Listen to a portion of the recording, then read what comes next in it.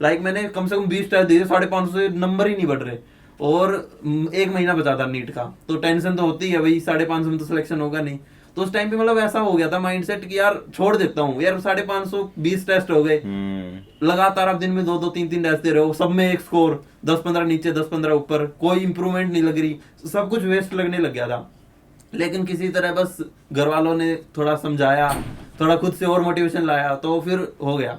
फिर उसके बाद 570 नंबर आने लगे, उसके थोड़ी 10-15 रेंज, फिर 620, मेरे हाईएस्ट स्कोर आए हैं 640। मैंने अपनी एक मिस्टेक नोटबुक बनाई थी अपनी डायरी के अलग, डायरी के अलग मिस्टेक नोटबुक, जिसमें ऐसे होता था कि जैसे मान लो मैंने आज टेस्ट दिया, तो टेस्ट नंबर 40, उसमें 3 सेक्शन, फिजिक्स, केमिस्ट्री, बायो। अच्छा, फिजिक्स में अब रीजंस लिखता था कि कितने क्वेश्चन मेरे किस वजह से गलत हुए, राइट, कैलकुलेशन की वजह से गलत हुए, फॉर्मूला गलत यूज किया, या फिर क्वेश्चन ही समझ नहीं आया, राइट, या फिर अटेम्प्ट गलत किया। ऐसे 4-5 स्टेजेस हो गए, 4-5 लेवल। ऐसे ही बायो, ऐसे ही केमिस्ट्री, क्योंकि हम जैसे गांव में रहते, तो गांव में तो एक बहुत बड़ी बात होती है। हमारे गांव से आज तक पहला सिलेक्शन मेरा ही लिया है MBBS में। हाँ, तो उसके लिए तो उस टाइम पे बहुत अच्छा मोमेंट था ना। तो उस टाइम फुल पार्टी वगैरह की घर पे।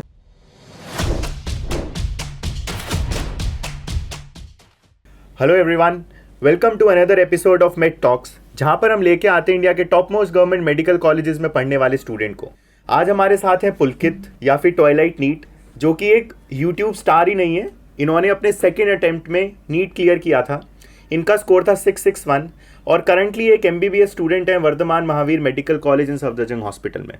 तो चलिए इनसे बात करते हैं और जानते हैं इनकी जर्नी को। तो hello Pulkit, welcome to the show. Hi. मेरा पहला सवाल आपसे ये है कि आपने कैसे डिसाइड किया था कि यार मुझे डॉक्टर बनना है या इंजीनियरिंग या किसी और फील्ड में नहीं जाना है? जैसे मैं 10th में था, 10th में जैसे मतलब मेन तो मेरा फोकस यही था कि मेडिकल में इसलिए जाने, क्योंकि जो हमारे 10th में टीचर थे ना, वो बायो की मतलब काफ़ी सही पढ़ाती थी उस टाइम पे। अच्छा, हाँ, तो बस मेन तो रीज़न वही था कि बायो अच्छी लग रही है, करियर भी इसी में बनाना चाहिए, क्योंकि मेरा बहन है वो भी मेडिकल फील्ड से ही है, वो भी प्राइवेट से MBBS कर रही है। अच्छा, तो यही दिमाग में था कि यार मेडिकल में करना है कुछ। और पापा भी थोड़ा डॉक्टर की तरफ ज़्यादा देखते थे उस टाइम पे, कि रिस्पेक्ट होती है एक अलग, राइट, उसी के लिए था बस। अच्छा अच्छा, ठीक है। और मैथ्स से नफरत थी या मैथ्स से भी प्यार था? मैथ्स फिजिक्स अच्छी लगती थी, मैथ्स से था, मतलब मैथ्स में 100 नंबर थे। हाँ। जो 10th के बोर्ड में, लेकिन फिर भी मेडिकल इसलिए चूज किया क्योंकि देखो इंजीनियर बन के आप पैसा कमा सकते हो, लेकिन इज्जत जो डॉक्टर को मिलती है वो नहीं मिल पाती इतनी। ठीक है, तो जितने इंजीनियर्स हैं उनके लिए मोए मोए हो गया पर ठीक है, आपकी भी हम सब की इज्जत है मार्केट में, ऐसा नहीं है। बट हाँ, डॉक्टर्स ये तो है कि काफ़ी नोबल काम करते हैं। तो मैं आपका 11th और 12th का स्केड्यूल जानना चाहता हूँ कि आप कैसे अपने टाइम को डिवाइड करते थे। पहले तो आप ये बताइए, अटेंडिंग स्कूल में थे या नॉन अटेंडिंग में? मैं डमी स्कूल में सर। डमी स्कूल में थे। और आप दिल्ली से ही हैं? नहीं, मैं हरियाणा से हूँ, मैं अच्छा, रेवाड़ी से। Right right. तो अब जब आप डमी स्कूल में थे तो ऑब्वियसली आई थिंक आपने कोई ना कोई कोचिंग ज्वाइन की होगी। हाँ, मैं आकाश जनकपुरी में एनरोल्ड था। अच्छा, आप आकाश जनकपुरी में एनरोल्ड थे। तो मैं ये समझना चाहता हूँ कि कोचिंग के साथ आप अपना सेल्फ स्टडी का टाइम कैसे मैनेज करते थे, और कितना टाइम कोचिंग को देते थे, कितना टाइम सेल्फ स्टडी को, कितना टाइम खुद को, कैसे सब चीज़ें मैनेज चल रही थी? मेरी तो स्टोरी ही अलग है। मैं तो 11th-12th में इतना पढ़ाई नहीं बिल्कुल भी। जैसे हमारा कोरोना टाइम था। अच्छा। तो ऑनलाइन कर दिया था। ठीक है। तो ऑनलाइन में स्टार्टिंग में, अब 10th के बाद एकदम से बच्चे को हाथ में फोन दोगे, वो तो पढ़ाई के अलावा सब कुछ करेगा। तो गेम्स वगैरह स्टार्ट कर दिए, यूट्यूब बहुत देखता था, मोस्टली मूवीज। अच्छा, मूवीज सीरीज ही स्टार्ट कर दी मैंने। फिर पढ़ा ऑनलाइन क्लास में, तो ऐसा था पीछे एक जूम में मीटिंग जैसे आप करते हैं, मीटिंग खोल ली, बैकवर्ड में यूट्यूब देख रहे हो। तो पढ़ा तो मैं लगभग बिल्कुल ही नहीं था 11th-12th में। बिल्कुल नहीं पढ़े थे? हाँ, और जो बोर्ड में भी 70% नंबर आए, वो भी नहीं पता कैसे ही आ गए मेरे को मतलब इतना एक्सपेक्टेड नहीं था कि मेरे 70% आ जाएंगे। अच्छा। हाँ। तो घर वाले फोर्स नहीं करते थे क्या कर रहा है, टाइम वेस्ट कर रहा है? घर वालों को मतलब था कि अब घर वालों का तो ये है ना कि ऑनलाइन वो होते हैं टेस्ट, ऑनलाइन टेस्ट होते थे, उनमें स्क्रीनशॉट खींचो, गूगल पे डाल दो, आंसर आ गया। अच्छा, तो आप ऐसे ही 11th-12th आपने पूरा बिताया? मतलब 11th तो लगभग 11th तो स्टार्टिंग में फिजिक्स, जैसे फिजिक्स मैं बता रहा हूँ मेरे को अच्छी लगती थी। 10th में भी मैं तो 11th के फिजिक्स के मेरे टॉपिक्स थोड़े स्ट्रॉन्ग थे। अच्छा, थोड़े स्ट्रॉन्ग थे, क्योंकि 10th में मैंने थोड़े बहुत पढ़ लिए थे, वो हमारे स्कूल में थोड़े बहुत पढ़ा देते थे। इंटीग्रेशन, डिफरेंशिएशन थोड़ी बहुत आती थी मेरे को। Right right. हाँ, तो थोड़ा बहुत इंटरेस्ट बन गया था फिजिक्स में। तो फिजिक्स तो मैंने थोड़ी बहुत कर ली थी, शुरुआत के 2-3 चैप्टर, जो यूनिट्स, डायमेंशन 1D 2D। उसके बाद छोड़ दिया था, फिजिक्स भी छोड़ दिया था पढ़ना। बायो और केमिस्ट्री तो उठाई ही नहीं थी 11th में। फिर नॉन अटेम्प्टिंग स्कूल था, उसमें कोई दिक्कत आई नहीं। 11th में तो पेपर होंगे नहीं। 12th में थोड़ी बहुत टेंशन होने लगी, फिर थोड़ा बहुत ट्राई किया। अब एकदम से ऐसा थोड़ी हो गई 12th में ट्राई करते ही 11th आ जाएगी, टाइम तो लगता है। राइट। तो फिर मैंने छोड़ दी होप कि यार नहीं होगा अब। इस साल नीट नहीं होगा, हाँ। ये तो आपको पता चल गया था। तो बोर्ड्स पे ध्यान दे लेता हूँ, थोड़े नंबर आ जाएंगे, इज्जत बच जाएगी। अच्छा।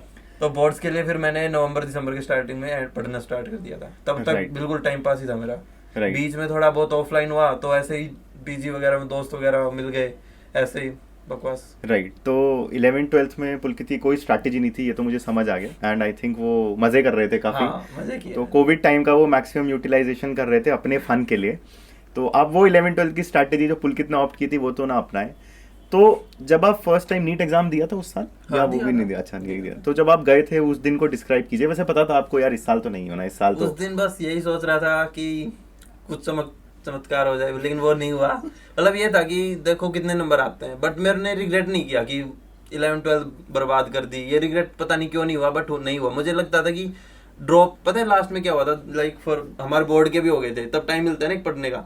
तब मैंने सोचा देख स्ट्रेटेजिकली सोच, 1.5 महीने बचे हैं तेरे पास, 1.5 महीने में ना तेरा सिलेक्शन होगा ना तेरा सिलेबस होगा, राइट। क्यों ना इस टाइम को हम सीरीज में यूटिलाइज किया जाए और ड्रॉप में अच्छे से पढ़ा गया। अच्छा। तो मैंने ये किया था कि रिग्रेट नहीं किया। अगर अब टाइम नहीं बचा तो मैंने तब ऐसे ही वेस्ट कर दिया था। फिर ड्रॉप के लिए मेरा ये था कि मैं बिल्कुल छोड़ दूंगा सब कुछ। मैंने फोन छोड़ दिया था पूरी ड्रॉप लर्निंग में, बहुत कम फोन यूज किया, बहुत कम, ना के बराबर बिल्कुल। सारे दोस्तों से कांटेक्ट छूट गया। तो मैंने रिग्रेट नहीं किया, मतलब फन के टाइम पे फन भी किया है और पढ़ाई के टाइम पे अच्छे से पढ़ाई की है। राइट। तो आई थिंक एक चीज जो हम पुलकित की जर्नी से सीख सकते हैं वो ये तो है कि वो जो भी करते हैं बड़ा डेडिकेटेडली हाँ। करते हैं। अगर मूवी और सीरीज देखना हो तो वो भी डेडिकेटेडली देखेंगे, और अगर खाली उनको पढ़ाई करना है तो वो भी हाँ। डेडिकेटेडली किया।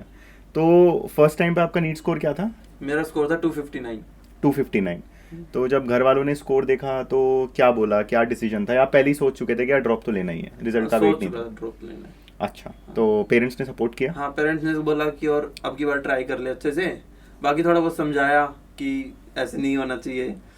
तो बस फिर मैंने सोच लिया था। फिर पापा ने एक बात बोली थी, वो मेरे को आज तक बहुत हिट करती है। वो क्या, मतलब जैसे हमारा, मैं ऊपर बैठ के पढ़ता था, जैसे होता है ना घर के ऊपर एक कमरा बना देते हैं, तो उधर बैठ के पढ़ता था। तो मैं सीढ़ियों से जा रहा था, तो पापा ने मतलब बिल्कुल, जब मैंने रिजल्ट आने के 2-3 दिन बाद की बात है, तो पापा ने कहा था कि यार तू कर लेगा, तू बस अच्छे से कर। बस ये एक बात नहीं पता क्यों, मतलब रिवाइंड में चल जाती है कभी कभी, कोई चीजें होती है ना इतनी हिट करती है, वो बस मेमोरी, वीडियो मेमोरी बन रखी है मेरी वो। अच्छा। हाँ। आपको पूरा मोमेंट एग्जैक्ट हाँ, याद है बिल्कुल। राइट। तो मैं ये जानना चाहता हूँ कि जब आपने फर्स्ट ड्रॉप फाइनली लिया एंड डिसाइड किया कि चलो अब ड्रॉप करना है, क्या क्या चेंजेस किए अपने लाइफस्टाइल में, और कैसे पढ़ाई शुरू की? क्या प्लान आपने अटेम्प्ट किया कि हाँ यार इस बार तो मुझे पक्का सिलेक्शन निकालना है? देखिए कि नीट जर्नी में एक बहुत बड़ा, जो मैं बच्चों को वो भी मानता हूँ ना कि ये तो गलत है, वो एक माइंडसेट बना लेते हैं सब कुछ कि मेरे को ये करना है फिर ऐसे ये करूंगा, तो एक बहुत कॉम्प्लेक्स बना लेते हैं। नीट इतना हार्ड नहीं है जितना बच्चे समझते हैं। राइट। मैंने कुछ नहीं सोचा, मेरे को लगा था कि यार देख एनसीईआरटी से पेपर आता है, एनसीईआरटी पढ़ूंगा, बस मेरे को ये था एनसीईआरटी पढ़ लूंगा। एनसीईआरटी बायो की मैंने कम से कम 20-30 बार पढ़ी होगी ड्रॉप ईयर में ही अपने हाँ। उस साल में? अच्छा। मतलब ये था, कुछ ज्यादा सोचना ही नहीं है, बच्चे बहुत सोचते हैं। अब मैं जैसे कमेंट्स पढ़ता हूँ मेरे चैनल के, तो भैया ये हो रहा है तो क्या करूँ, तो मतलब मुझे लगता है कि ये क्वेश्चंस हमें खुद से करने चाहिए। अगर मेरी कोई प्रॉब्लम आ रही है, अगर मैं 10 घंटे से ज्यादा नहीं पढ़ रहा, मैं किसी और से पूछने की बजाय अगर खुद से पूछो तो ज्यादा अच्छे सोल्यूशन मिलेंगे। तो इसी चीज में मैंने एक सोल्यूशन ढूंढा था, एक डायरी राइटिंग का, क्योंकि अब मैंने बताया कि मैंने फोन चलाना छोड़ दिया था। बिल्कुल। तो एकदम से कंट्रोल करना बहुत मुश्किल होता है, अपनी फीलिंग्स को शेयर करना, भाई दोस्त वगैरह से मिलना छोड़ गया। तो उस टाइम पे मैंने एक अपनी डायरी राइटिंग का सिस्टम शुरू किया था कि जैसे भगवान पे उस टाइम पे थोड़ा काफी वो था कि भरोसा था। तो एक होता है ना, अगर मेरे को सपोर्ट करने वाला एक और कोई और बंदा हो जो हर जर्नी में मेरे साथ रहे, राइट, तो बहुत ज्यादा चीजें आसान हो जाती है। तो मैं एक कृष्ण जी को अपना आइडियल मानता हूँ, तो उसी हिसाब से मैं अपने एक डायरी लिख ली और उसको मान लिया यहाँ पे मेरे कृष्ण जी भगवान आके मेरे को गाइड करेंगे। तो मैं अपना क्वेश्चन लिखता, फिर थोड़ी आंख बंद करके सोचता मैं कि क्या सोल्यूशन हो सकता है इस चीज का। अगर मान लो अब ऐसा होता था मेरे नंबर कम आ रहे हैं, तो बच्चे क्या करते हैं, दूसरों से जाके पूछते हैं यार मेरे नंबर नहीं आ रहे, क्या करना चाहिए ये वो। मैं खुद से पूछता था कि मेरे नंबर नहीं आ रहे तो मैं क्या क्या चीज अपनी चेंज कर सकता हूँ। राइट। उससे बहुत अच्छे सॉल्यूशन मिलेंगे आपको। तो वो ऐसा था कि दिन में 10-15 मिनट अपना रिकॉर्ड खुद रखता था कि आज मैंने ये पढ़ा, अगर मैंने टाइम वेस्ट किया तो मैंने टाइम वेस्ट नहीं करना कल से। थोड़ा उस टाइप मोटिवेटेड रखता था अपने आप को। राइट। और उस टाइम पे भी कोई कोचिंग कर रहे थे? कोचिंग नहीं थी उस टाइम, छोड़ दिया था आपने कि हाँ चलो मैंने ऐसा था मैं यूट्यूब से पढ़ता था। यूट्यूब की वीडियो, अगर कोई चीज समझ नहीं आ रही तो यूट्यूब के वीडियो लेक्चर्स पेन ड्राइव में डाल लिए, फिर एलईडी में लगा के। मतलब ये था कि सोशल मीडिया से बिल्कुल कटना है। तो फोन चलाता तो वही है, यूट्यूब में रिकमेंडेशंस आती है, तो मैंने वही किया था, यूट्यूब की वीडियो डाउनलोड करो, उसको पेन ड्राइव में डाल के अपन एलईडी में देखता था मैं। अच्छा, तो आप ऐसे करते थे, राइट। और कितना टाइम आप सेल्फ स्टडी को देते थे, कितना टाइम क्वेश्चन प्रैक्टिस को देते थे, और कितना टाइम उस टाइम पे भी आई थिंक कहीं ना कहीं, क्योंकि पढ़ के भी इंसान का हाँ, दिमाग हाँ। थक तो जाता ही है, तो किसी ना किसी डिस्ट्रैक्शन में इन्वॉल्व होना जरूरी है, तो कैसे डिस्ट्रीब्यूट करते थे अपना पूरा दिन, अगर आप बताएं। ऐसा था जैसे सुबह 7-8 बजे के आसपास उठ गया, सुबह जल्दी उठने की आदत है, मतलब 7-8 बजे भी ठीक ही है, जल्दी ही है। जल्दी है, राइट। हाँ, तो उस टाइम पे उठ गया, फिर स्टार्टिंग में थोड़ा 1 घंटे के आसपास घूमने चला गया बाहर। अच्छा, हाँ, फिर आया, फिर 2 घंटे पढ़ा, फिर खाना खाया, ठीक है। फिर खाना खाने के बाद 3-4 घंटे पढ़ लिया, और फिर उसके बाद शाम को ऐसा होता है ना, थोड़ा डिस्ट्रैक्टेड माहौल हो जाता है घर में भी। एग्जैक्टली। तो उस टाइम पे मैं ऐसे जब मेरे को ऐसा लगता था ना कि इस टाइम पे डिस्ट्रैक्शन हो रही है, इस टाइम पे नींद आ रही है, उस टाइम पे वीडियो लेक्चर्स देखता था, वो भी फुल वॉल्यूम में करके, अच्छा, ताकि नींद ना आए अच्छा। और ना ही किसी के बाहर की आवाज सुने। तो ऐसा एक बहुत इनोवेटिव तरीका निकाला था मैंने डिस्ट्रैक्शन से बचने का, क्योंकि बाहर वगैरह लोग वगैरह खेल रहे हैं तो मन करता है अंदर से भी। हाँ। तो उस टाइम पे करता था, एलईडी की फुल वॉल्यूम कर ली, कमरा बंद, लाइट ऑफ या लाइट ऑन अगर नोट्स बना रहा हूँ तो, उसके बाद बस लेक्चर देखता था। फिर 1-2 घंटे लेक्चर देख लिया, फिर सो गया थोड़ी देर, बस फिर घर वालों खाना वगैरह खा लिया, घर वालों से बात वूत कर ली। मैं मेनली घर वालों से ही रहता था, और पड़ोस में चला गया दोस्तों के पास कभी कभी खेलने वगैरह, संडे वगैरह हो, जिस दिन ज्यादा ही मन नहीं कर रहा हो पढ़ने का उस दिन। तो आपने अपने आप को ज्यादातर मैक्सिमम कॉन्सेंट्रेटेड तो घर तक ही कर लिया हाँ। था कि यार हाँ मैं यहीं पे रह के हाँ। यहीं तक करूंगा, राइट। और आपने बोला कि आप वीडियो लेक्चर्स देखते थे, एनसीईआरटी पे फोकस करते थे। क्वेश्चन प्रैक्टिस में समझना चाहता हूँ कि कितना क्वेश्चन करते प्रैक्टिस थे। मैंने प्रिंट आउट निकलवा रखे थे, एक बुक थी आपकी थी शायद नीट प्रेप की, उसकी वो, और एक प्रिंट आउट निकलवा लेता था क्वेश्चन अच्छा। पेपर्स के। राइट। हाँ, क्वेश्चन पेपर्स को ऑनलाइन करने के बजाय जैसे पीडीएफ वगैरह मिल जाती है ना आजकल तो हर जगह से, तो उनके प्रिंट आउट निकलवा लेते थे पापा, और बस उनको ओएमआर पे सोल्व करता था, और फिर बस। तो ये आपकी डेली प्रैक्टिस रहती थी, या जैसे कोई चैप्टर क्वेश्चंस हुआ? तो मैंने जनवरी के, मतलब पेपर तो बाद में स्टार्ट किए थे, क्योंकि पहले इतने वीक कंसेप्ट थे, पेपर तो क्या ही देता। राइट। लाइक बिल्कुल खाली इंसान अगर स्टार्ट करे तो क्या ही कर सकता है। राइट। तो स्टार्टिंग में तो बस मेन था वीडियो लेक्चर्स देखो, नोट्स बनाओ, उनको बार बार रिवाइज करो। अच्छा। बार बार रिवाइजन करता था मैं, मतलब मल्टीपल रिविजन हो गए थे मेरे बहुत ज्यादा। ये एक चीज फायदे में आई थी, क्योंकि तो मैं ऐसे करता था, जैसे मान लो मैंने स्टार्टिंग में तो सिलेबस कितना लोड नहीं रहता, हमें दिखता है कि हमें पास 8 महीने है, 6 महीने, मेरे पास तो हमारे जैसे नीट भी लेट हुआ था कोरोना की वजह से, right. तो कम टाइम था, 7-8 महीने थे अप्रोक्स। तो मैंने तो सोचा पहले कि 11 थोड़ी बहुत आती है फिजिक्स, तो मैंने बायो से स्टार्ट किया, क्योंकि बायो मोस्ट स्कोरिंग है। बायो में ऐसा करता था, जैसे एक दिन में एक चैप्टर पढ़ लिया मैंने, तो उसको 2-3 दिन बाद दोबारा पढ़ लेता था। अच्छा। उससे फिर 3-4 दिन बाद दोबारा। तो उससे क्या होता है ना, स्टार्टिंग में आप पढ़ोगे आपको 2-3 घंटे लग जाएंगे पढ़ने में, ठीक है। उसके बाद आप 3 दिन बाद पढ़ोगे ना, तो आपको लगभग लगेगा, मतलब उसका आधा टाइम लग जाएगा। एग्जैक्टली। फिर ऐसे अगर आप हफ्ते हफ्ते पढ़ते रहोगे ना, तो बिल्कुल ऐसा हो जाएगा, मेमोरी बन जाएगी, ये पेज देखा, हाँ पढ़ लिया मैंने, ऐसा हो जाएगा। उस टाइम इतनी मल्टीपल रिवीजन करो कि आपको फुल बुक खोलो तो आपको बस सब कुछ याद रहे। मैंने इतना कर लिया था। तो ये तो आपने बायो के लिए स्ट्रैटेजी, आपकी फिजिक्स और केमिस्ट्री के लिए क्या स्ट्रैटेजी? केमिस्ट्री में यही था कि वीडियो लेक्चर्स देखो, नोट्स बनाओ, और उनके क्वेश्चन प्रैक्टिस। मैं ऐसा करता था कि अब जैसे कोई बाहर से तो टेस्ट वगैरह देने नहीं आ रहे, क्योंकि कोचिंग वगैरह ज्वाइन नहीं की थी, खुद का एक शेड्यूल बना रखा था। अच्छा। कि इतने दिन बाद मेरे को ये टेस्ट करना है, तो मेरे को ऐसे डिवाइड करना पड़ेगा। अच्छा। खुद ही प्लान बनाता था, जैसे मान लो कोई भी एक टेस्ट ले लिया, हाँ भाई ये टॉपिक्स आ रहे हैं, तो मैं इसको 3 हफ्ते बाद करूंगा, और ऐसे पहले 2 हफ्ते में अच्छे से तैयारी कर लेता हूँ टॉपिक्स की, 1 हफ्ते रिवीजन, 3 हफ्ते बाद टेस्ट, ऐसे। तो खुद का ही बना रखा था जो था। Right right right. और फिजिक्स के लिए? फिजिक्स के लिए भी ऐसा ही था। फिजिक्स में मेन तो पता है, फिजिक्स मेरी थोड़ी बहुत इजी लगती थी, क्योंकि मैंने 10th भी मैथ्स बता रहा अच्छा था, फिजिक्स भी अच्छी लगती थी, तो मेरे को ज्यादा फॉर्मूले याद करने में दिक्कत नहीं रहती, मैं जल्दी समझ जाता हूँ कंसेप्ट, मतलब माइंड में इमेजिनेशन टाइप होने लग जाती है। राइट। और एक ऐसा मैं मानता हूँ कि फॉर्मूले याद नहीं करने चाहिए, फॉर्मूले ड्राइव करनी चाहिए, उससे अच्छे से समझ आएगी और लंबे टाइम तक याद रहेगा। मैंने कभी फॉर्मूले याद नहीं किए, मेरे को खुद याद हो जाते हैं, अगर मैं, क्योंकि हम ये समझ लेते हैं ना कि ये फॉर्मूला आया तो आया कैसे, तो उसके बाद क्या ही बच गया। Right right. उसके बाद तो खुद ही दिमाग में रह जाएगा। Right right right. तो अगर आप भी एक ड्रॉपर हैं जिसे 11th-12th में कुछ नहीं पढ़ा और कुछ भी नहीं आता, तो आई थिंक पुलकित की जर्नी आपके लिए काफी मोटिवेशनल होगी। एंड आई थिंक वही रीजन है, काफी स्टूडेंट्स आपके साथ रिलेट करते हैं। मैंने आपका यूट्यूब चैनल भी चेकआउट किया कि काफ़ी अच्छे व्यूज़ हैं, आपकी जो जोश टॉक थी उस पर भी काफ़ी अच्छे व्यूज़ थे। तो उसका एक रीज़न यही है कि बहुत सारे स्टूडेंट्स ड्रॉप लेने के बाद यही सोचते हैं मुझे कुछ नहीं आता, स्पेशली 11th-12th के बाद स्टूडेंट्स काफ़ी ब्लैंक होते हैं और उन्हें समझ नहीं आता। तो वहाँ पे पुलकित की जर्नी काफ़ी मोटिवेशनल है, क्योंकि वो भी आई थिंक सेम कंडीशन पे जिस पे अगर आप हैं तो हो सकते हैं। एंड वहाँ से उठ के 661 लेके आना, तो आपकी जर्नी रही 250 से लेके 259 से लेके 661 फर्स्ट अटेम्प्ट में। Wire nice. तो ये आपकी सब्जेक्ट वाइज स्ट्रैटेजी होगी और आपका स्केड्यूल हो गया। अच्छा, मॉक टेस्ट कितने आप प्रैक्टिस करते थे, क्योंकि आपने बोला जनवरी में आके शुरू किया था, एंड आपका स्कोर कितना वेरी करता था? मॉक टेस्ट की तो एक बात बताता हूँ आपको। जैसे मैंने स्टार्टिंग में सोचा, क्योंकि जब आदमी बिल्कुल नहीं से पढ़ने लगता है तब बंदे को लगता है हाँ मैं बहुत ज्यादा पढ़ रहा हूँ। अच्छा। तो मैंने लगभग 1-2 महीने के बाद एक टेस्ट दिया, तो उसमें मेरे आए थे 330 या फिर 360 ऐसा कुछ मार्क्स थे। अच्छा। तो फिर मुझे लगा यार तूने तो 2.5 महीने अच्छे से मेहनत कर रहा है, फिर भी नंबर नहीं आ रहे। फिर मैंने सोचा कि यार एक बार ऐसे करता हूँ, पूरा सिलेबस कर लेता हूँ, तो उसके बाद देखता हूँ। तो मैंने जनवरी के आसपास अपना सिलेबस कंप्लीट कर लिया था। तो उसके बाद मैंने पार्ट टेस्ट दिए 2-3। अच्छा। और फरवरी के स्टार्टिंग या मिड से मैंने मतलब फुल टेस्ट देने स्टार्ट कर दिए। मैंने टोटल लगभग 50-60 के आसपास फुल टेस्ट दिए होंगे।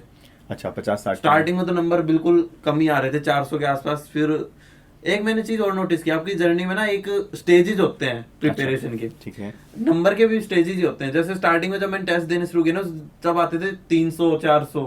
फिर उसके बाद एकदम से नंबर बढ़ते हैं आपके 500 के, फिर रुक जाते हैं उधर ही। अच्छा। आप 10-15 टेस्ट दो, 500 ही रहेंगे, 510, 15, 490 ये रहेगा लेवल। फिर आप एकदम से इंक्रीज हो जाएंगे आपके 550। अच्छा। फिर 550 वाला लेवल बहुत दिन में टूटा था मेरा तो। लाइक मैंने कम से कम 20 टेस्ट दिए, 550 से नंबर ही नहीं बढ़ रहे।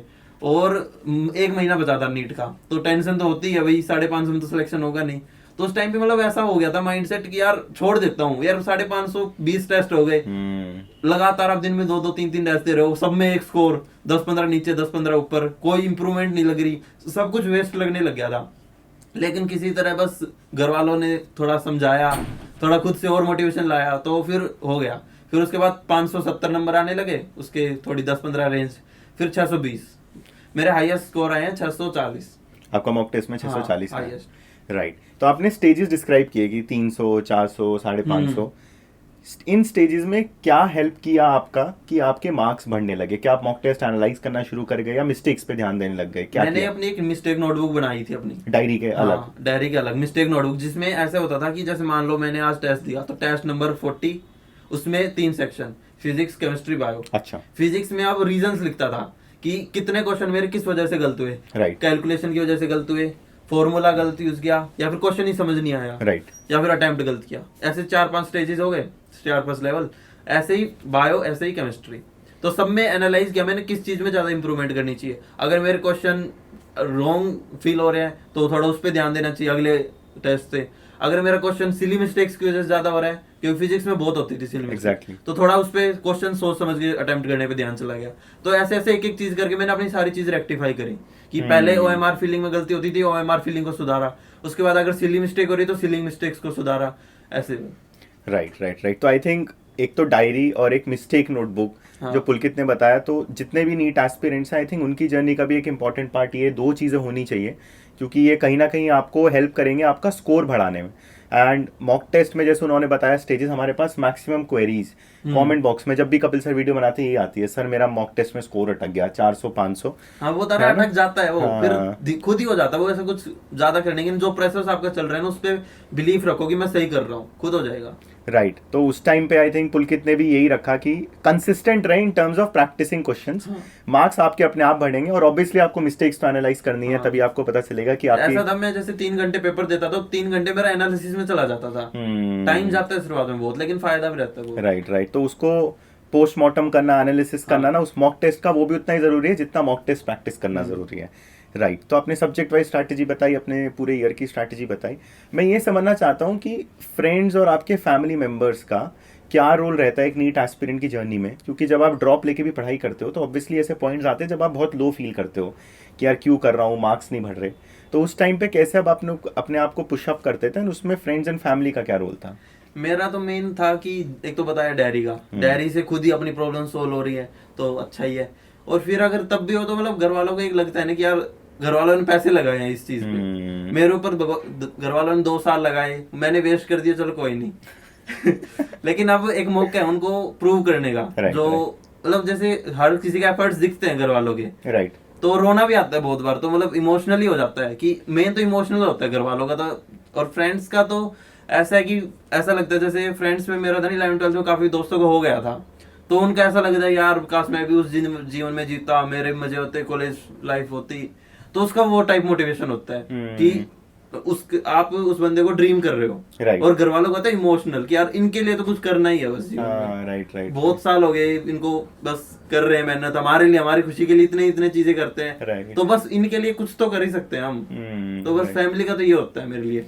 और फ्रेंड्स का था एक ड्रीम का कि यार देखो बंदा भी इधर है, मेरे को, मैं भी उधर जा सकता था, अब मेरे को जाना चाहिए, मेरे को वो लाइफ चाहिए। राइट राइट क्योंकि ड्रॉप ईयर में आपको पता चल जाता है अगर आप पढ़े नहीं हो ना तो आप सक्सेसफुल नहीं हो। पढ़ाई अगर बहुत मेन फैक्टर होती है सक्सेसफुल होने की। वो तो है ही, खैर आपको पढ़ना ही है, एंड आई थिंक वही आपके नंबर लेके आएगा, और उसी के बाद आपको समझ आएगा कि यार हाँ आपके मार्क्स बढ़ रहे हैं नहीं बढ़ रहे हैं। तो फैमिली का भी एक रोल है, फ्रेंड्स का भी, एंड पुलकित ने कहीं ना कहीं अपने जो पास में लोग थे उनसे बहुत मोटिवेशन लिया, अपने आप को अपलिफ्ट किया कि नहीं यार मुझे पेरेंट्स के लिए कुछ करके दिखाना है। तो वही आपका मोटिवेशन होने चाहिए, वो आपके फ्रेंड्स आपका मोटिवेशन होने चाहिए, एंड वही बहुत ज़रूरी है। अगर आप घर वालों को कुछ चीज शेयर करते हो ना तो थोड़ा मन भी हल्का होता है, और वो बहुत अच्छा रिस्पॉन्स आता है उनकी तरफ से। राइट अगर हम मान लो आपको नंबर नहीं बढ़ रहे, आप बिल्कुल रोने की हालत में मम्मी से बात करोगे, तब देखना कितनी अच्छी बातें आएंगी एंड लाइफ में कुछ पता लगेगा, हाँ यार कुछ तो है जीवन में जो इनके लिए करना है मुझे। राइट। तो फिर जब आप फाइनली, इस बार आपका सेकेंड अटेम्प्ट था, तो मैं उस नीट एग्जाम डे को, उससे एक दिन पहले को मैं जानना चाहता हूँ कि कितने आप नर्वस थे, कितने एंशियस थे कि यार कल नीट का एग्जाम है। तो उस दिन पढ़ाई की या नहीं की, और नीट एग्जाम डे आपका कैसा रहा जब आप सेंटर तक पहुंचे? मेरा तो ऐसा था कि जैसे मेरे जब 640 नंबर आए, ये मुझे लग गया था हाँ सिलेक्शन तो शायद हो जाएगा। राइट। क्योंकि शायद ही बोल सकते हैं तब भी, क्योंकि इतना वो होता नहीं है कि कॉन्फिडेंस आ जाए कि हाँ यार सिलेक्शन आपको नहीं पता ना उस दिन क्या हो जाए आपके साथ। राइट। तो फिर जैसे नीट के 4-5 दिन पहले की बात है, मैं अपने एक फिजिक्स के टीचर जो मेरे पुराने थे, मतलब जो 10th से, उनसे ज्यादा कनेक्टेड। आकाश जनकपुरी में तो ऑनलाइन था, कनेक्शन ही, जब क्लास नहीं ली तो कनेक्शन कैसा होगा टीचर से।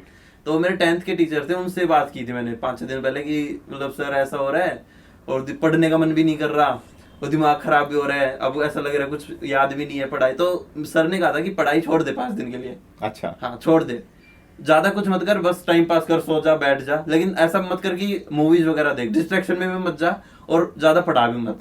थोड़े बहुत पढ़ ले, 1 घंटा 2 घंटा दिन के, और घर वालों के साथ टाइम स्पेंड कर लिया या फिर कुछ और कर ले, लेकिन ऐसा मत कर गेम्स वगैरह खेलने लग जा। मतलब बस शांत दिमाग को थोड़ा शांत स्टेबल कर ले 5-6 दिन। अच्छा। तो मैंने पिछले 5 दिन में तो बहुत कम पढ़ाई कर दी थी, टेस्ट वगैरह भी नहीं दिए थे बिल्कुल।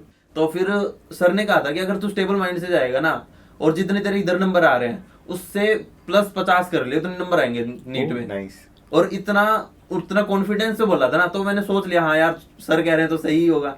तो मैंने नहीं पढ़े, और देखो नंबर बढ़े ही है 20 नंबर। बाकी अगर हम डिस्कम्फर्ट से जाते हैं, एक मेरा दोस्त है, उसके मतलब प्रिपरेशन टाइम से बातचीत हो ही जाती थी इतनी बहुत, तो उसके 680 के आसपास आते, 680-90 आ गए। वो थोड़ा टेंशन में ही रहता था, उसका थोड़ा बिहेवियर भी थोड़ा अलग ही है। अच्छा। हाँ टेंशन वाला ही है, मतलब सोचता बहुत है वो बिल्कुल नीट के टाइम तक लगा रहा। उसके नंबर घट गए, तो मैं बस एक वो एग्जांपल देना चाह रहा हूँ कि लास्ट के टाइम पे अपना दिमाग में कंफर्ट रखो। वो नीट के देने वाला था, उस दिन भी पढ़ रहा था, तो मैंने मना तो किया था उसे, लेकिन कौन ही मानता इतने। तो फिर मैंने देखा है कि अगर डिस्कम्फर्ट के साथ जाओगे ना, नंबर आपके डिक्रीज होंगे। अगर आप इधर 680 स्कोर कर रहे हो, उधर 640 ही कर पाओगे।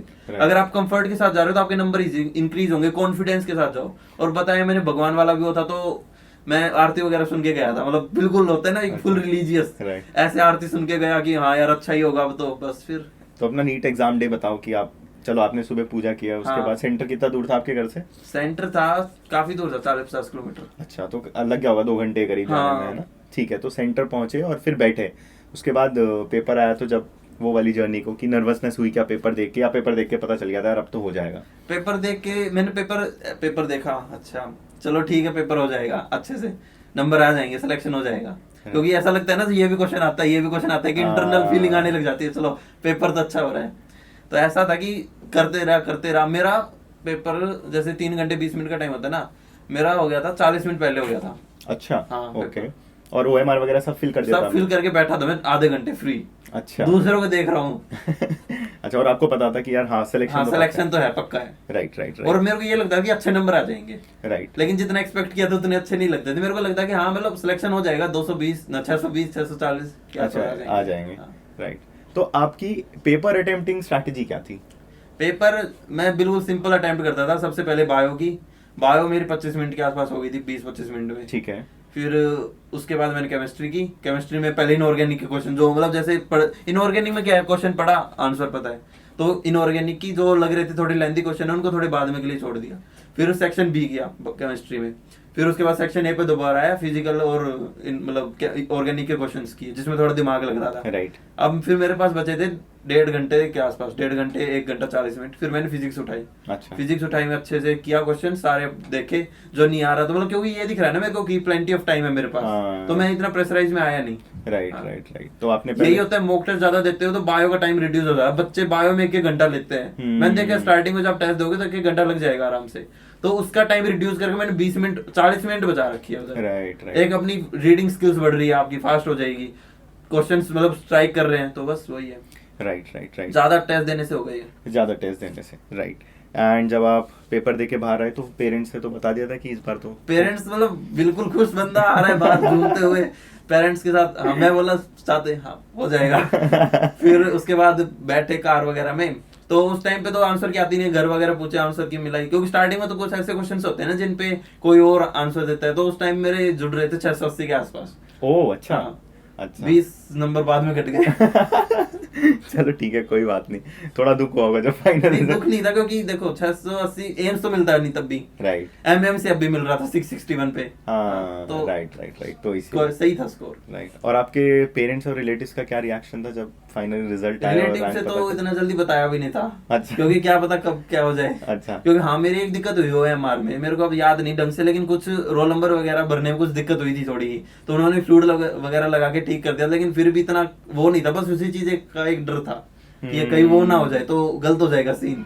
राइट। तो बस इसलिए रिलेटिव्स को तो नहीं बताई थी, घर वालों को तो बता रखा था। अच्छा। उनको तो मतलब ऐसा था बच्चे का सिलेक्शन हो गया और क्या चाहिए, क्योंकि हम जैसे गांव में रहते तो गांव में तो एक बहुत बड़ी बात होती है। हाँ। हमारे गांव से आज तक पहला सिलेक्शन मेरा ही लिया है ओह, अच्छा, MBBS में। हाँ, nice, तो nice। उसके लिए तो उस टाइम पे बहुत अच्छा मोमेंट था ना। हाँ। तो उस टाइम फुल पार्टी वगैरह की घर पे बस एंजॉय किया, मतलब आई थिंक वो जो 1 साल का आपका वो था हाँ ना, एक साल में जो sacrifice, सेक्रीफाइस है ना, वो और worth वो it खुशी मतलब एक्सप्लेन नहीं कर सकता मैं वर्ड्स में, बस वो हाँ। मेमोरी में आती है और स्माइल आती है, Right। और कुछ नहीं आता उस टाइम पे। Right right. और आपको अपने अंदर भी काफी कॉन्फिडेंस बढ़ जाता है ना यार, मैं कुछ कर हाँ, सकता हूँ ये लाइफ बात में, है है। ना, कि कहीं कि ना मैंने कहीं 2 साल वेस्ट करके भी 1 साल में करके दिखाया, तो मैं हाँ। जीवन में कुछ कर सकता हूँ अगर मेरे पास कुछ भी हुआ तो। Right right. एंड आपने काफी बड़ा स्ट्रेच लिया है 259 से 661 तक पहुंचना, क्योंकि मैंने बहुत बच्चों का इंटरव्यू किया है, वो 259 से 350 पहुंचते हैं, फिर 500 पहुंचते हैं, फिर 580 पहुंचते हैं, फिर कहीं जाके नीट एग्जाम में उनका फिर सिलेक्शन होता है, 4-4 5-5 ड्रॉप लग जाते हैं। बट हाँ, एक इतना बड़ा स्ट्रेच लेना वो काफी सही एंड आई थिंक काफी बढ़िया रहा आपका।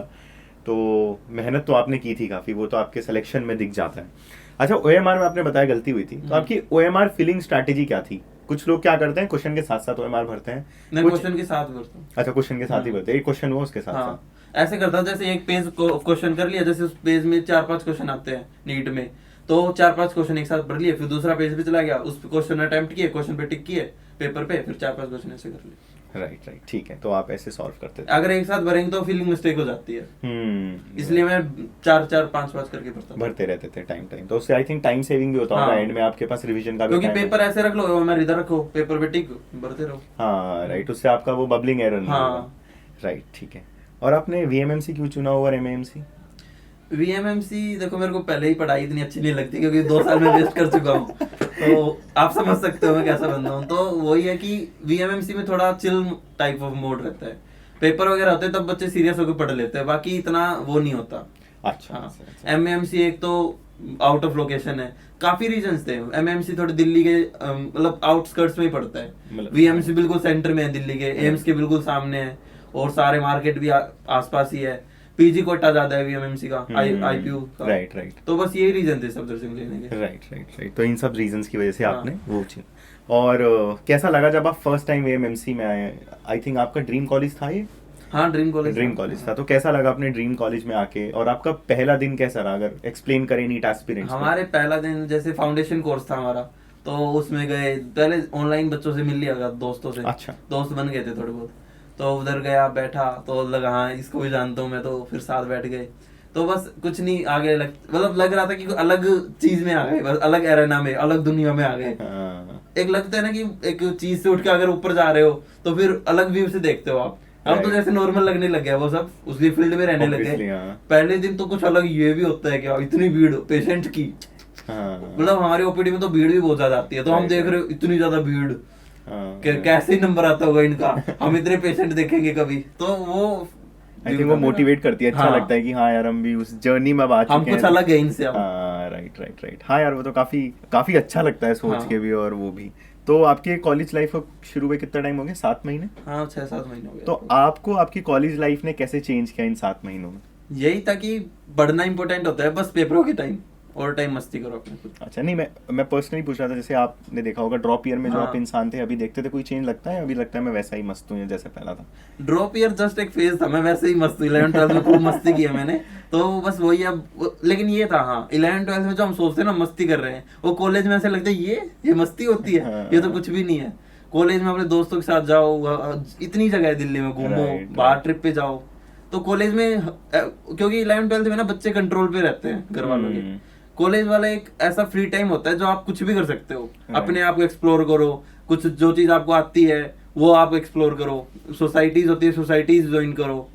और हमारे कॉलेज में तो होता भी ज्यादा है ये सोसाइटीज का, मतलब अगर आप में कोई पैशन है ना उसको और ज्यादा निखारते हैं। तो वही है कॉलेज में। सोसाइटी ज्वाइन की है? नहीं मैंने तो नहीं किया अभी अच्छा, तक, मतलब स्पोर्ट्स सोसाइटी में ही हूँ बस। स्पोर्ट्स सोसाइटी में। हाँ। तो कोई पर्टिकुलर स्पोर्ट खेलते हैं? हाँ वॉलीबॉल। वॉलीबॉल खेलते हैं। आपके यहाँ की क्रिकेट टीम मैंने सुना है हाँ काफी क्रिकेट टीम काफी अच्छी है। राइट हाँ। राइट, बट आपको वॉलीबॉल में इंटरेस्ट है? हाँ वॉलीबॉल।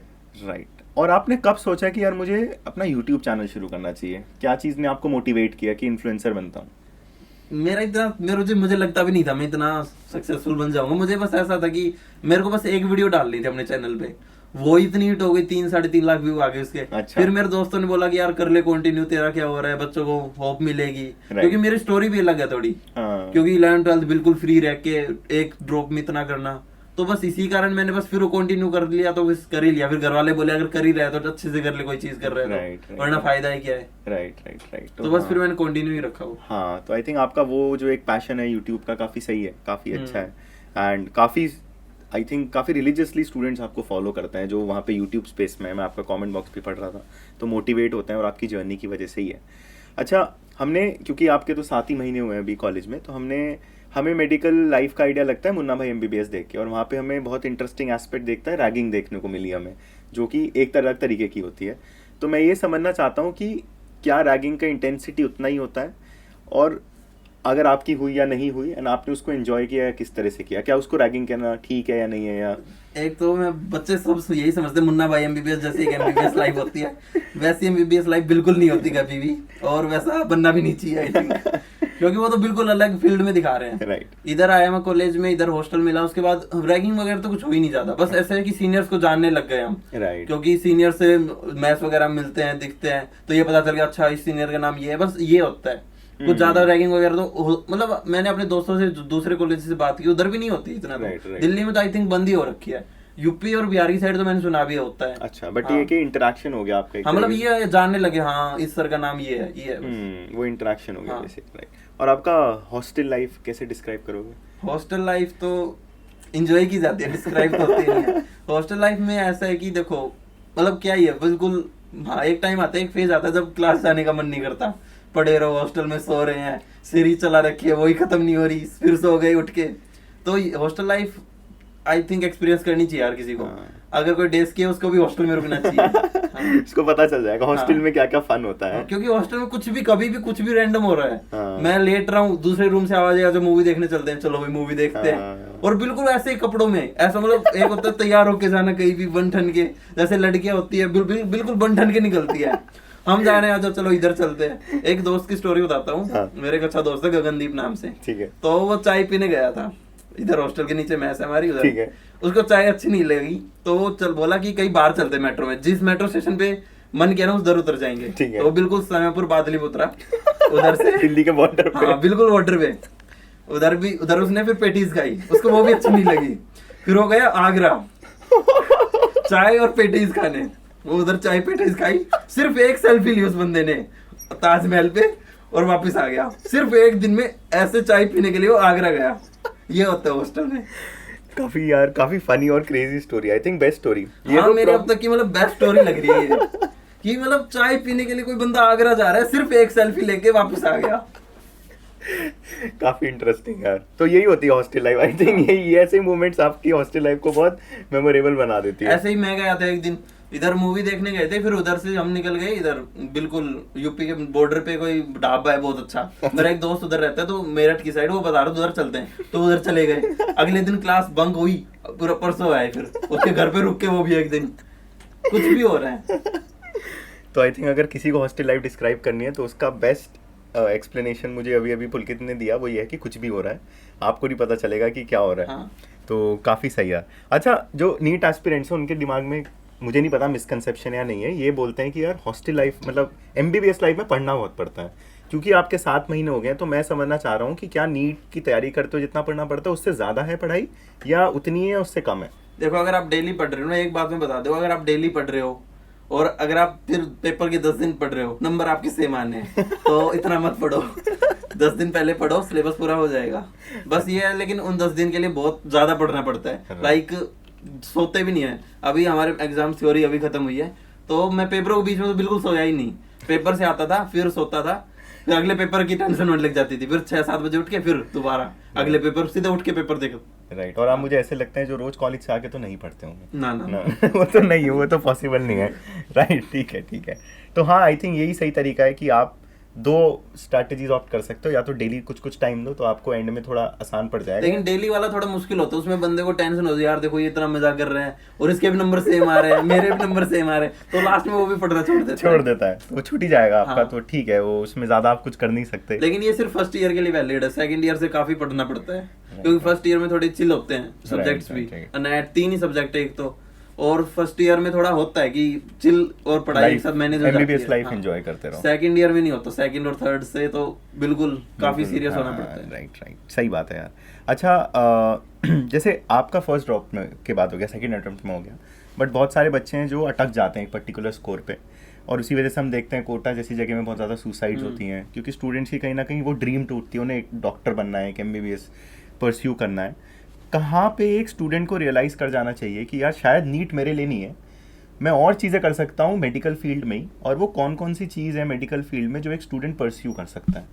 मेडिकल फील्ड में तो इतना मुझे पता नहीं है, एक बायोटेक्नोलॉजी एक फील्ड है, Right. उसमें रिसर्च वगैरह कर सकते हैं, और तो नर्सिंग भी अच्छा फील्ड है। राइट, नर्सिंग उसकी भी काफी डिमांड है, नर्सिंग भी काफी अच्छा है। Right right. लेकिन फिर बच्चे पता है नर्सिंग के लिए बारे में क्या सोचते हैं कि हम, अगर मैंने बहुत देखा 3-4 ड्रॉप हो जाएंगे, MBBS नहीं निकल रहा, उसके बाद नर्सिंग चूज करते हैं। ऐसे मत करो, अगर नर्सिंग करना है तो नर्सिंग की तरफ फोकस करो, और अगर MBBS ही करनी है तो MBBS की तरफ फोकस करो। Right right right right. बाकी अब इतना ज्यादा हो रहा है, 25 लाख एस्पिरेंट्स सबकी बार एनरोल किया, 25 लाख से ज्यादा, तो देखो हो तो रहा है बहुत ज्यादा कंपटीशन तो बहुत ज्यादा है, और सीट्स आपकी वही लिमिटेड है। राइट। तो कहीं ना कहीं, बट आई थिंक BDS है, BAMS जैसे ये भी कोर्सेज अच्छे हैं, स्कोप ये भी है, अच्छे BDS स्कोप, BAMS, क्योंकि डॉक्टर तो वो भी बन रहे हैं, Right, वही तो है, right, डॉक्टर होता है, चाहे कोई भी वो। मैं तो सबको लगभग सेम ही मानता हूँ, मेरी तरफ से तो कोई वो नहीं है, क्योंकि देखो BDS में भी उतना ही पढ़ना पड़ता है MBBS में जितना पढ़ रहे हैं, वो भी एक डॉक्टर है, हम भी एक डॉक्टर है, वो बस दांतों का डॉक्टर, हम उसका है, क्योंकि हम भी तो बाद में एक पर्टिकुलर वो ले लेते हैं, तो वो भी एक पर्टिकुलर है, लेकिन अच्छी चीज है, मैं वो नहीं मान रहा पूरा। Right right right. मेरा तो किसी में नहीं हो रहा था, वरना मैं ले लेता मैं तो कुछ ना कुछ पहले ड्रॉप में, मतलब पहले अटेम्प्ट में। Right right. हाँ, आपने तो डिसाइड की, चलो ठीक है, अच्छी बात है, हो गया, वरना तो कुछ किसी और फील्ड में आप चले जाते। आपकी एडवाइस नीट एस्पिरेंट्स को जो इस साल नीट देने जाएंगे क्या रहेगी? ज्यादा मत सोचो, अगर पढ़ रहे हो तो बस पढ़ने पे ध्यान दो, और अपने माइंड का कंफर्ट अपने पास रखो। ऐसा नहीं होना चाहिए कोई कुछ बात बोल रहा है तो आपको इतनी हर्ट कर गई कि आप बिल्कुल अनस्टेबल हो गए। Right. तुम्हें पता है तुम्हें क्या करना है, तुम क्या कर रहे हो, तुम 6 महीने क्या किया, तुमने पढ़ा है तो तुम्हारा रिजल्ट आएगा। राइट। ठीक है, तो दोस्तों ये थे पुलकित, अभी फर्स्ट ईयर MBBS स्टूडेंट है VMMC में, एंड काफ़ी इंटरेस्टिंग जर्नी है, काफ़ी बड़ा इन्होंने जंप लिया 259 से 661 लाना, बट उसमें बहुत सारे सैक्रिफाइस भी थे इनके 1 साल के। ऐसी इंटरेस्टिंग स्टोरीज़ के साथ हम आते रहेंगे। लाइक कीजिए इस वीडियो को, सब्सक्राइब कीजिए हमारे चैनल को, एंड अगर आपके कोई भी क्वेश्चंस हैं तो प्लीज़ कमेंट बॉक्स में हमें बताइए। Thank you so much for watching.